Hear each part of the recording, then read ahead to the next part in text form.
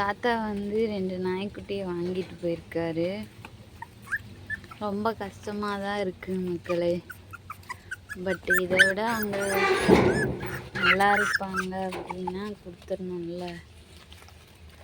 இங்கே சேஃப்டி இல்லை, main road வேறு. இவங்க அம்மாவே வந்து போகிறது வந்து சேஃப்டி இல்லாமல் தான் போயிட்டுருக்கா. சேஃப்டி கிடையாது. கொஞ்சம் எனக்கும் ரொம்ப கஷ்டமாக தான் இருக்குது மக்களே. அவர் வந்து வாங்கிட்டு போயிட்டாரு. குடுமான்னு ரொம்ப கேட்டு கெஞ்சி தான் வாங்கிட்டு போனார். அவங்க பேரக்குட்டிங்கெல்லாம் இருக்காங்க, நல்லா பார்த்துக்குவாங்க.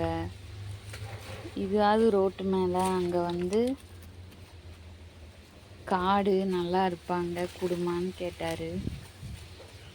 சரி, அவரும் ரொம்ப நாள் கெஞ்சி கேட்டுட்ருக்காரு. நான் கொடுக்க மாட்டேன்னு சொன்னேன், ஆனாலும் கேட்டார் பாவம். அதான் மக்களே, நான் 2 குட்டியை எடுத்து கொடுத்தேன், வாங்கிட்டு போயிட்டாரு.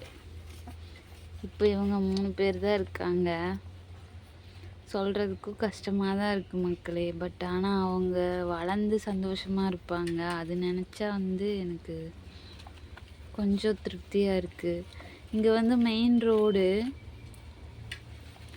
அதுவும் இல்லாமல் நம்ம வளர்த்தவும் முடியாது. அவங்க கேட்குறாங்க, சரி நம்ம கொடுத்துடணும்ல. அதான் நான் கொடுக்க மாட்டேன்னு தான் சொன்னேன். கொஞ்ச நாள் ஆகட்டும் அப்படின்னு தான் சொன்னேன்.